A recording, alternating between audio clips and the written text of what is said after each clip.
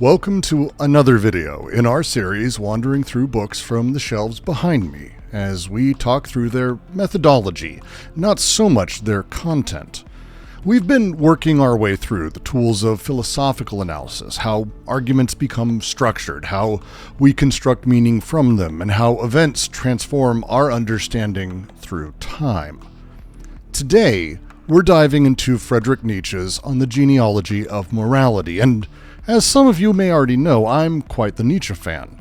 I can prove this, that unlike other creators, I have read at least one of his books most of the way through. I know, I'm fucking cool. But this video isn't going to simply repeat his conclusions about Christianity or master-slave morality. There are a handful of very good channels out there who do it better and will spend time on those things in depth. You might even find a Nietzsche video or two, or even a few readings somewhere on the QC channel itself. But that's what those videos are doing. That's not what we're here for. We are here to learn how to use Nietzsche's genealogical method as an actual analytical toolkit, one that preserves a sophisticated analysis and approaches that largely became abandoned during great academic reorganizations that came about in the 20th century. You see, Nietzsche himself didn't really call himself a philosopher. At the time, that was actually a very particular thing. So I guess this is our first installment of... Yeah, it's a funny sounding word these days, but once upon a time it was quite serious and considered and had a very huge pedigree. The institutional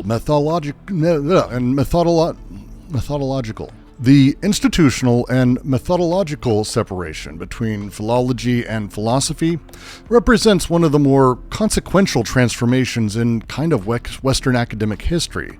It fundamentally reshaped how we approach knowledge itself. So during the 19th century, go back a bit, philology reigned as what Jacob Grimm called the king of sciences. He would call it that. He was a philologist. There are quite a few more of these, actually, than you may even realize, even still today. The 19th century philological approach has a very particular setup. I link below to a great explanation, but just to restate it, it encompassed three distinct research modes. First was textual philology, which was kind of going through classical and biblical studies, literatures like those that are written in Sanskrit or Arabic or medieval, modern European writings as a whole. With that, going through theories of the origin and nature of language itself, the words we use, how it's structured, and all of that. And then, thirdly, comparatively studying the structure and historical evolution of languages and language families. This comprehensive approach treats language as material and material evidence of historical processes. And yes, those things are basically a way to describe everything Nietzsche wrote. It's the methodology Nietzsche builds out and uses for us. It's because he was a philologist.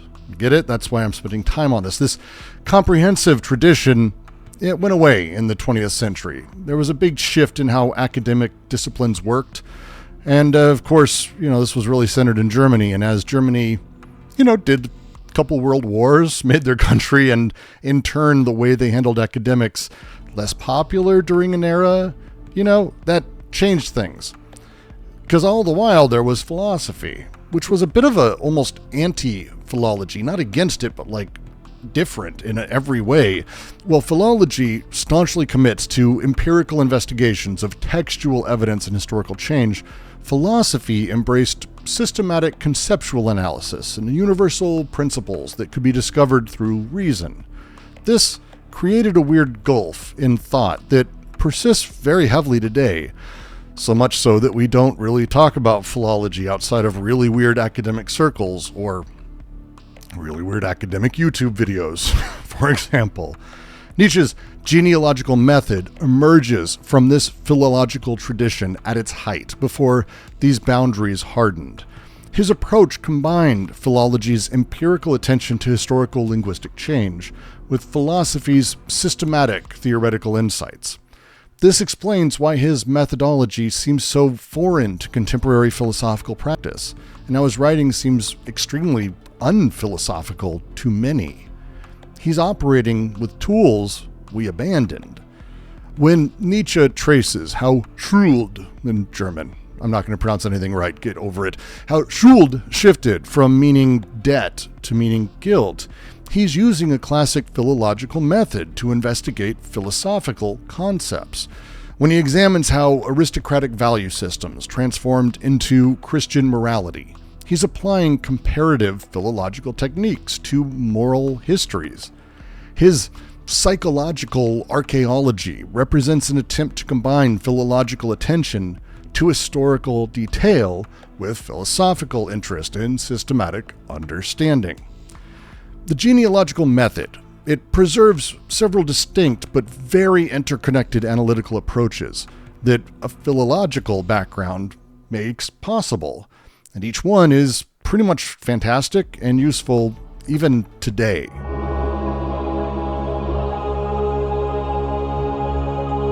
Nietzsche's training as a philologist provides him with sophisticated tools for tracing historical evolutions of moral terminology. As I said before, he did an etymological analysis and showed how words like gut, which means good, or schlecht, which means bad, or böse, which means evil, and Schuld, which means kind of guilt or debt, all German. Nietzsche was German, that's how it worked. But how these things, they shifted in meaning across historical periods and epochs and social contexts. See, in German, Schuld, it meant guilt and debt, kind of both. And this is like crucial evidence for Nietzsche's argument that moral guilt originates in economic relationships. He traces this linguistic archaeology, and he shows how the civil law relationship of the debtor to the creditor, it was later kind of shifted to the relationship between the present generation and their ancestors. You know, the debt one owes those who came before. Guilt, what they were owed. His analysis of gut and schlecht, it demonstrates how aristocratic values originally designated social positions, rather than actual moral worth or the kindness of an act. Gut indicated nobility of birth, while schlecht simply meant plain or common. Oof. Over time, these class markers transform into moral categories, and the transformation itself kind of marks this struggle between different social groups over these fundamental concepts. This etymological method works by treating language as material, as sedimentary deposit of historical power relations. It treats language materially. Each semantic shift marks a struggle between different social groups over the meaning of fundamental philosophical concepts, and this approach treats words akin to pottery or stone tools that we might find that shows where they came from, how they were used, and the timing. It preserves traces of these historical transformations as they happened. Now, to apply this method, you start by identifying contemporary concepts that seem natural or inevitable. Then you trace linguistic history through dictionaries, texts, and usage patterns across time periods. Look for moments where meaning shifts significantly. Ask what social conflicts or power struggles might have been driven by these changes or were driven to the changes. Because these things don't just happen magically. Nietzsche's method is particularly powerful because it kind of bypasses the philosophical tendency to treat concepts like they're timeless or outside of us or transcendent. Instead of asking, oh, what is guilt? Like guilt is something that will always be with us. Nietzsche says, how did guilt come to acquire its meaning? How did it become a thing? That shift, it's a huge deal, and you'll see it a lot in other thinkers, but that shift reveals that his sort of carries these concepts, these fossilized remains of historical conflicts through his arguments. This method functions as a form of conceptual psychoanalysis of sorts. It uncovers the repressed social conflicts embedded in the language. It talks about the forces underneath all of it that are making it happen. And by excavating these histories, the grains of sand that are pressed into each other, we can see how contemporary moral experience preserves the structure of those very old social relationships that we didn't even realize we were still carrying with us. For example, let's take a word we've heard a lot, especially if you're in the tech sector, but God, I don't think anyone can get away from it. Disruption. Now, disruption hasn't always been a good word. I mean, it really still isn't, but the original meaning of disruption was unmistakably negative. It's what happened when barbarians came to your cities and sacked it, or earthquakes destroyed infrastructure, or enemy forces broke through your defensive lines. The words imply violence, chaos, the destruction of established order. Silicon Valley, they love this word. They've appropriated it, and it's a masterclass in this linguistic shift. They rebranded or brought this thing, destruction, into innovation, right? Tech companies transformed a word that described harmful chaos into almost a virtue signal for entrepreneurial creativity. This isn't accidental. This doesn't, again, happen by magic. It's a deliberate strategy rhetorically to preempt criticism of their business models and also seem really cool. And it's a really funny aside, because again, where did this come from? Clayton Christensen's actually the guy we can blame for this. He was a business guy from Harvard. He spent decades working on this. He coined the term disruptive innovation very early on. And you won't believe this, but it's actually not what a capitalist wet dream is itself. It's actually critical of how capitalism functions. His critique somehow was that businesses actually don't begin by listening to current customers. They don't have any. Instead, they are innovators. They're trying things and doing things to try to make money, and something sticks and they grow. However, time plays a kind of a trick on them, because as they grow and as they get customers, they forget the need for innovation and trying new things, and then instead focus on keeping the customers they have, mining them for every penny and dollar that they're worth. These businesses forget that actually they came from and succeeded only by innovating. And now they have all the capital in the world to innovate everything forever and ever and ever. And they're paradoxically terrified of spending it on innovation. They don't ever. They instead mine the shit out of their customers with it. Yes, there is a crazy poetry that this dude put forth a theory that Apple, Netflix, Uber, and every other Silicon Valley technocrat says is the most important book they ever read. Steve Jobs said this. And yet, every one of those companies ossified into the very same dilemma he was critiquing. I swear to God, it's every day I just get more proof that nobody ever actually reads anything that they say they're going to read. Fuck. How they bastardized his ideas deserves its own history. They turned that thing into something worse. Disruption as positive force. He didn't mean it that way. And for Silicon Valley, man, does this shit works. Because it neutralizes. They made disruption a positive force. Somehow. And for Silicon Valley, it goddamn works. It neutralizes opposition before opposition even has a chance to form. When critics point out that Uber will destroy taxi drivers' livelihoods, undermine labor protections, and circumvent every safety regulation in the book, disruptors are important to say that they're just disrupting. Don't worry about it. It's just a disruption. That's part of being an innovator. Netflix, right? They're going to disrupt the way we watch movies and TV shows. Until they don't. Do you have ads now? I have ads on everything now. When did that happen? I have live TV now. What the fuck happened? Games Pass. That will disrupt how we handle purchasing games or owning games. Subscription models will do it. Except it kind of did, and then what now? OpenAI is going to disrupt intellectual property rights across the board. Yeah, we'll see how that turns out. The framing itself is a moral imperative. It's an idea itself that makes it impossible to critique these businesses without seeming like you're opposing innovation. They're not innovators, though. That's the amazing thing. The word disruption transforms deliberate choices that these assholes make, like explicitly making businesses that break the law, and they say so, knowing that they can ask for forgiveness later or pay fines after they've decimated the status quo. That is just the natural consequences of technological advancement. What are you going to do? The semantic transformation here reveals how language shapes political possibilities by how it works. By calling destruction disruption, tech companies don't just describe their activities differently, they actually create different social and political realities. Investors, policymakers, and workers all respond differently to disruption than destruction, even when describing the very same goddamn process. This demonstrates how philological approaches reveal power relations embedded in neutral terminology that people don't give a second thought.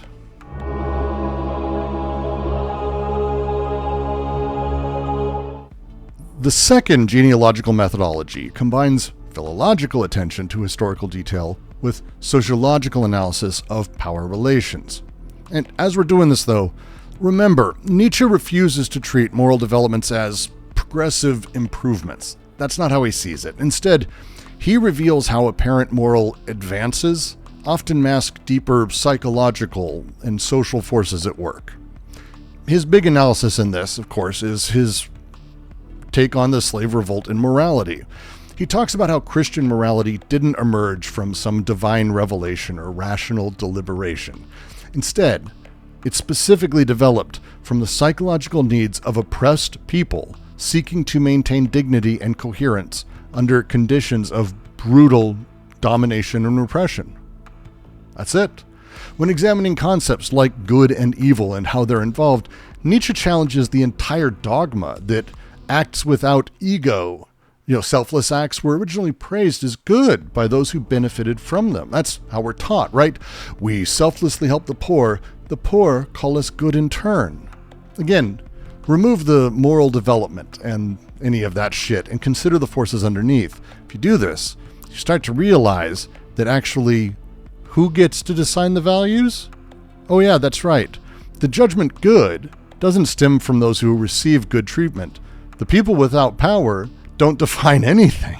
Instead, the good themselves, noble people, powerful people, higher ranking and higher minded people who perceived and determined themselves and their doings as good, they got to name it. Those with power create categories that define goodness, typically in ways that justify the very position they're in and all their other behavior as well. And again, just like with language, morality is a historical artifact shaped by power relations rather than a timeless truth that we uncover with reason.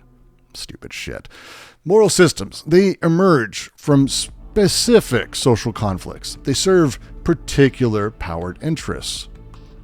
Now let's try applying this a little bit. We start again by identifying moral claims that present themselves as universal or obvious givens.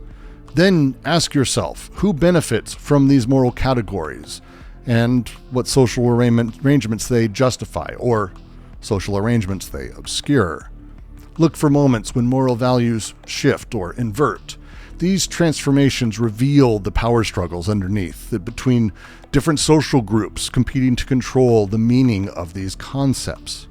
Pay attention to how dominant groups, those in charge, present their values as natural or even divinely ordained. This naturalization, it's crucial for maintaining power relations because it has to appear inevitable rather than chosen, right? Today, if we were to apply this to contemporary political discourse, it's not hard to sort of see where we see it. We might investigate how concepts of struggle, suffering, and hardship have been psychologically inverted to serve a particular political interest. MAGA.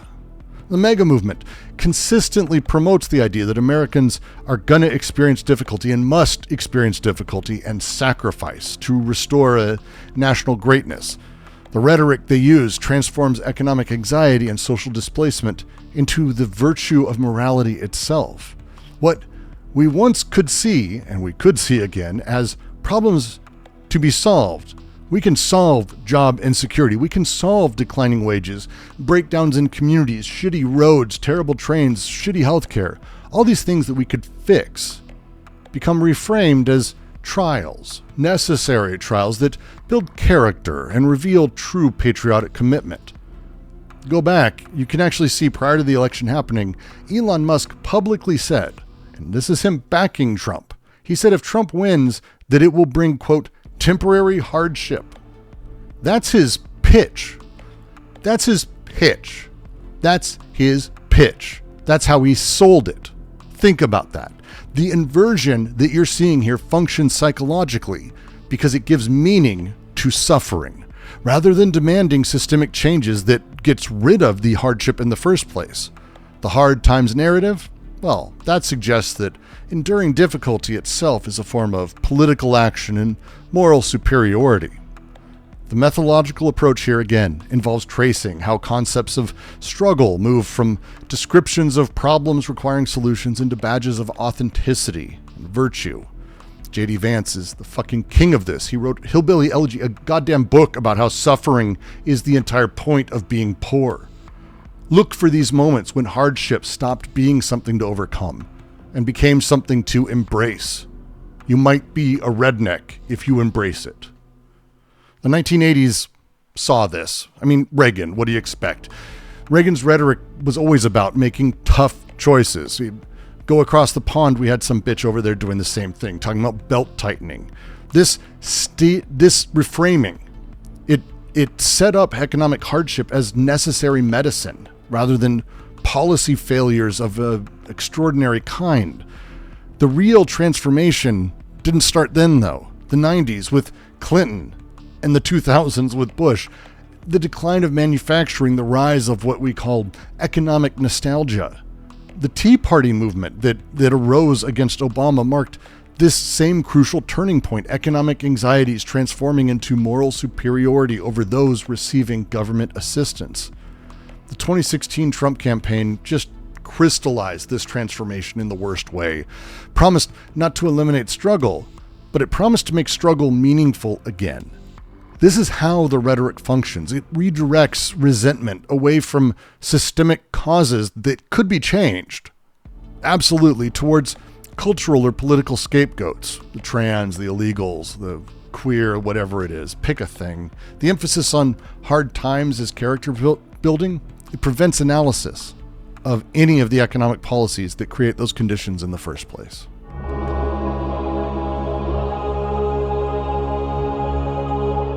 The third methodology represents, perhaps, in my opinion, kind of the most innovative contribution to all of this. It's what we might call psychological archaeology. That's what I'm going to call it. This reveals sort of how moral concepts function to manage internal conflicts. They provide meaning to suffering, like we talked about. They maintain a social cohesion. Nietzsche's analysis of resentment is central here. I'm not going to cover what resentment is, but there's a video that I should be linking here. If I don't, it's somewhere else on this channel that I did on resentment explaining it, that absolutely go watch, come back. Because those psychological forces, they swell in the oppressed, no matter the moral lesson or platitudes that seem to explain it. People want freedom. Like, everything wants to be free. It wants to overcome troubles. That's it. They yearn to be out from under any boot that is on their neck. And as the forces swell up under that control, they don't explode or burst. They actually create. See, what they create is fantasies. These fantasies are elaborate, but they are imagined. They're a rebellion against all those who've pushed them down. They're fantasies building themselves on a foundation of emotional rot. But these reimagined actions that they have of revenge or justice or anything else, they don't have a real outlet. That it could build into a violent rebellion. Usually it doesn't get there. You might have someone do something. You might have a Luigi go out or some other horrifying terrorist act that happens. All of these things feel great. Like, oh, they're changing something. On either side, it doesn't matter what part of the political spectrum you're in. A lone actor, any of these things, yay, doesn't change a goddamn thing. It doesn't do anything. It's a It's a nothing moment. But at some point, someone can come along, a soothsayer of sorts, one who affords themselves a spot above you, but they're not among the elite. Their lesson always, same thing. It's your fault. You did it. See, you are the problem. You alone are to blame for your suffering. This lesson creates what Nietzsche would call bad conscience. It's the turning of those aggressive outward instincts into oneself. Instead of attacking external sources of oppression, people learn to attack themselves. They learn that their failure with relationships is because they're not masculine or feminine enough. Failure with your career? Well, that's you're not working hard enough, or not smart enough, or you didn't do the right move or make the right call, or you're not good looking enough. Name a shortcoming. They're your fault, right? Moral systems function this way. They're complex defensive structures that both express and disguise fundamental human drives.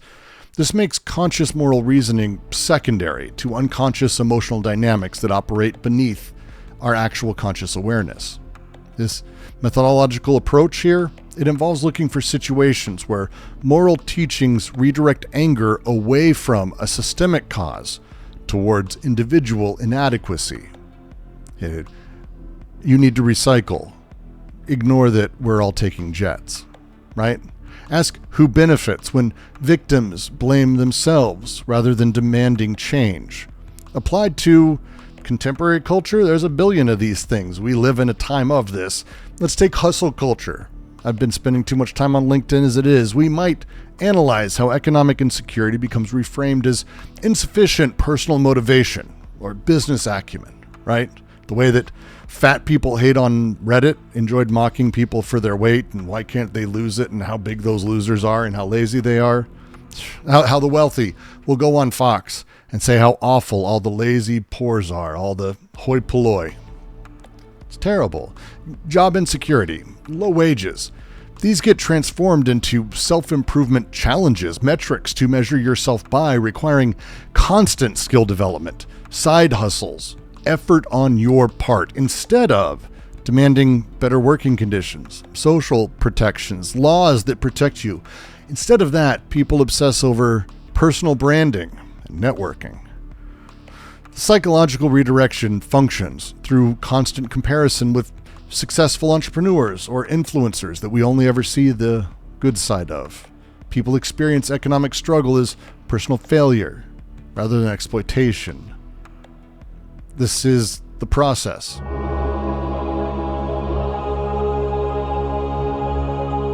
The fourth methodology fundamentally challenges traditional epistemological assumptions. It's a big one for me, as you may guess from the other stuff I love. See, Nietzsche refuses to see a true foundation of morality. Kind of tosses it completely out. Instead, this genealogical method reveals how different moral systems emerge from particular circumstances and how they serve specific functions. Now, Nietzsche acknowledges, he says outright, that his analyses represent an interpretive construction rather than a definitive historicism. Like, he's not a history guy. This methodological self-reflexivity, this odd self-reflexivity, it distinguishes genealogy from both positivist history and speculative philosophies of history. He's doing away with that. He offers his reconstructions as narratives that illuminate present moral conditions rather than scientifically verified accounts of the past. As he argues, there is only perspectival seeing and only perspectival knowing. By acknowledging perspectival as a thing, its own nature in that, genealogy avoids the trap of claiming privileged access to some totalized historical truth. Nevertheless, it provides powerful tools for thinking through how truth claims function within specific cultural contexts. Pay attention. See, it's how do truth claims conceal their own constructed nature? They seem true eternally, but they were made just like everything else. The most effective frameworks here present themselves as simply describing reality rather than shaping how you perceive it. Let's take another good one from the tech bros. They're filled with these things. Data-driven decision-making. God, I hate this one. We might examine how an appeal to this algorithmic objectivity is not really neutral truth discovery, but instead a rhetorical strategy. See, it obscures a lot of assumptions built into data collection, analysis, and interpretation. Claims here are about eliminating the human bias from it. That's what they say. But the entire thing was made by humans. Human bias is embedded in every form of every decision. The algorithms reflect priorities and assumptions of the people who wrote them and the bosses who pay them. Even the data we choose to collect is not only chosen by people, but how the data collected is designed by people and written by people. This human element is hidden behind this claim of objective, data-driven studies. Because it's the truth. And truth's a stupid fucking idea. Those are the big four methods, but again, I suggest you read it because here's the thing. Nietzsche's genealogical method offers way more than general historical analysis. That's why I love it. It preserves a sophisticated approach that, again, abandoned during that weird transformation period I mentioned. By understanding how his method emerges from this lost tradition of comprehensive philology, we can better appreciate how his tools remain powerful for today's cultural criticism. The separation of philology from philosophy altered the kind of questions that can even be asked today and what counts as legitimate evidence for answering them at all. Nietzsche's method offers a way of recovering this analytical power while maintaining philosophical sophistication. In an era when numerous discourses claim a scientific truth and neutrality or historical inevitability and truth, these methods, these tools, they're essential for revealing the way that the origins of the world came together contingently, happenstancely, and shows us the hidden functions of the most fundamental ways we perceive everything. This approach shows us how to read the sedimentary layers of power embedded within our language, our moral claims, our assertions of the truth. Skills urgently needed for navigating our current cultural and political movement, and more. To make our way through this week I'm going to be hosting a handful of live streams to go over a few things you request me to do. The option to request that, and they're going to be paid moments if you want to do it, but that option will be on the Patreon. If you want to head to patreon.com/DGQC and pick up one and let me know a thing you want to dive through, I'd love to do that. And of course, with that, I have to thank every single one of you who are my Patreons.